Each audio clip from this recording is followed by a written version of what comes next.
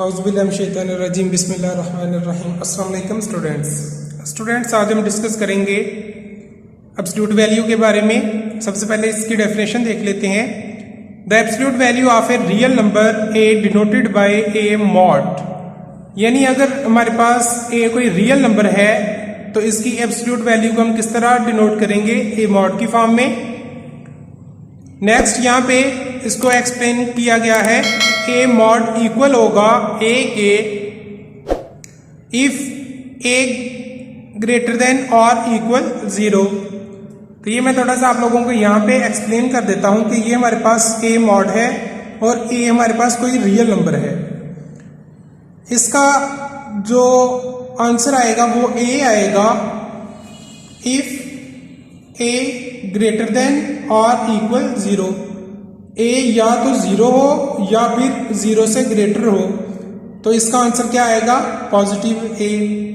इसी तरह second condition है इसमें, A mod is equal minus ए, यानी जब हम इसका मॉड खत्म करेंगे तो हम माइनस ए की इक्वल लिखेंगे इफ ए लेस देन 0, यानी कि जो ये रियल नंबर है मॉड के अंदर, अगर ये 0 से लेस है तो जब हम मॉड खत्म करेंगे तो इसके साथ क्या आएगा, माइनस। तो नेक्स्ट इसकी एग्जांपल्स भी हैं, वो भी डिस्कस करते हैं। फॉर एग्जांपल 6 मॉड, तो यहां पे देखें ये 0 से ग्रेटर है, पहली कंडीशन यहां पे सेटिस्फाई हो रही है। 6 जो है ये 0 से ग्रेटर है, तो इसलिए ये हमारे पास जब हम मॉड खत्म करेंगे तो बाहर जो वैल्यू आएगी वो पॉजिटिव आएगी। दूसरी यहां पे जो कंडीशन है इसी में कि अगर 0 हो, तो यहां पे अगर मॉड के अंदर 0 हो तो देन भी ये किसके इक्वल आएगा, 0 के। थर्ड है यहां पे कि अगर मॉड के अंदर कोई नेगेटिव नंबर हो, तो यहां पे मैं -6 लूंगा। सेम बुक वाली एग्जांपल आप लोगों को एक्सप्लेन करूंगा कि मॉड के अंदर अगर माइनस वैल्यू हो, यानी 0 से लेस हो, तो 0 से लेस कौन सी वैल्यूज होती है, -1 -2 माइनस वाली सारी वैल्यूज। तो जब हम इसका मॉड खत्म करेंगे तो साथ में क्या आ जाएगा, माइनस। ये जो a की वैल्यू अंदर मौजूद है -6, इसके साथ क्या आ जाएगा, माइनस। Minus minus plus. तो ये स्टूडेंट्स थोड़ी सी एक्सप्लेनेशन थी एब्सोल्यूट वैल्यू के बारे में, ये आप लोगों ने अच्छे से समझ लेनी है कि अगर मॉड के अंदर जो वैल्यू है वो या तो 0 से ग्रेटर होगी या 0 के इक्वल होगी, तो देन जब हम मॉड खत्म करेंगे तो वो पॉजिटिव वैल्यू के साथ आएगा। अगर मॉड के अंदर वाली वैल्यूज 0 से छोटी है तो जब हम मॉड खत्म करेंगे तो उसके साथ माइनस आएगा। अभी यहां पे कुछ प्रॉपर्टीज हैं एब्सोल्यूट वैल्यूज की। If a b belongs real number then, यानी अगर आप लोगों के पास एब्सोल्यूट वैल्यू आपके पास है ए की, तो इसका जो आंसर आएगा वो या तो 0 होगा या 0 से ग्रेटर होगा।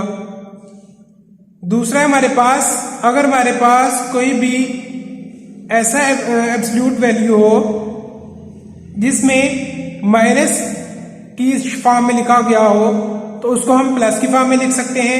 अगर 2 नंबर्स हमारे पास मल्टीप्लाई हो रहे हैं, उनका एब्सोल्यूट वैल्यू हमने फाइंड करनी है या उनका मॉड फाइंड करना है, तो हम उनको सेपरेट सेपरेट मॉड की फॉर्म में लिख सकते हैं।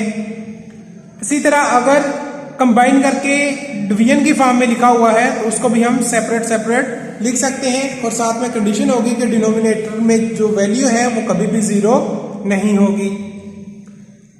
नेक्स्ट हम देखते हैं एक्सरसाइज 7.2।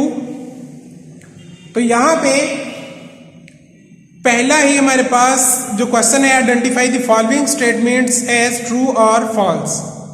तो यहां पे सिर्फ हमने ये बताना है कि ये जो स्टेटमेंट हमें गिवन है ये ट्रू है या फॉल्स। तो फर्स्ट हमारे पास absolute value of x is equal 0 या mod x is equal 0 has only one solution. तो वो कह रहा है कि इसका सिर्फ और सिर्फ एक सोल्यूशन होगा। इन सिंपली कि आप लोग x की जगह पे क्या रिप्लेसमेंट करवाएं कि आपके पास आंसर 0 आए। तो सिवाय x की जगह पे 0 लिखने के ऐसा और कोई नंबर नहीं है कि वो आंसर 0 दे। तो इसका मतलब इसका सिर्फ और सिर्फ एक ही सोल्यूशन है। तो ये क्या हो गया आप लोगों के पास ट्रू। क्वेश्चन नंबर 1 में फर्स्ट जो आप लोगों के पास ट्रू फॉल्स है उसमें फर्स्ट का आंसर क्या है स्टूडेंट्स? ट्रू। सेकंड है all the absolute value equation have two solution. कहता है जितनी भी एब्सोल्यूट वैल्यूज होती हैं इक्वेशंस वो कितने सॉल्यूशन रखती हैं? 2। तो अभी आपने फर्स्ट ट्रू फॉल्स में देखा कि यहाँ पे तो सिर्फ 1 सॉल्यूशन है। तो अगर एब्सोल्यूट वैल्यू 1 सॉल्यूशन भी रख सकती है तो सेकंड स्टेटमेंट में बता रहा है कि हर एब्सोल्यूट वैल्यू सिर्फ और सिर्फ 2 सॉल्यूशन रख सकती है, 1 नहीं रख सकती। तो इसका मतलब ये क्या हुआ हमारे पास? फॉल्स। थर्ड वाला है हमारे पास the equation absolute value of x is equal to is equivalent to x is equal to और x इज इक्वल -2। तो ये स्टूडेंट्स ठीक है कि जब हम x mod is equal to, जब हम मॉड खत्म करेंगे तो ये जो वैल्यू है इसके साथ हम प्लस माइनस लगा देंगे। अब हम प्लस माइनस सामने वाली वैल्यू के साथ भी लगा सकते हैं और ये जो x है इसके साथ भी लगा सकते हैं। तो आंसर आप लोगों का फिर भी सेम ही आएगा। तो यहाँ पे x इज इक्वल टू एक मरतबा प्लस के साथ और एक मरतबा माइनस के साथ, x इज इक्वल -2 +2 -2। तो यही यहाँ पे लिखा हुआ है। तो थर्ड जो आप लोगों के पास है उसका भी आंसर क्या आएगा? ट्रू। फोर्थ है आप लोगों के पास the equation has no solution.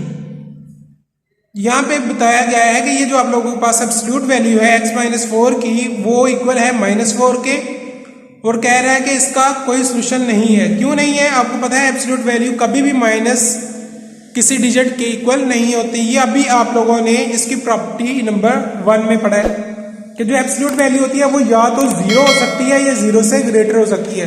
0 से लेस कभी भी नहीं हो सकती। तो -4 0 से लेस है इसलिए इसका सॉल्यूशन नहीं होगा। तो ये भी क्या है आपके पास? ट्रू है।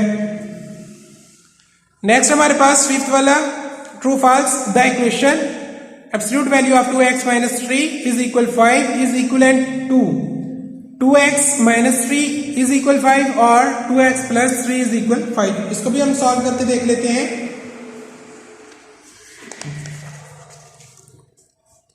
हमारे पास है 2x - 3 मॉड इज इक्वल 5। अभी मैंने आप लोगों को बताया कि जब हम मॉड करेंगे तो दूसरी वैल्यू के साथ प्लस माइनस लिख सकते हैं, इसके साथ भी लिख सकते हैं, लेकिन हम सामने वाली के साथ लिखेंगे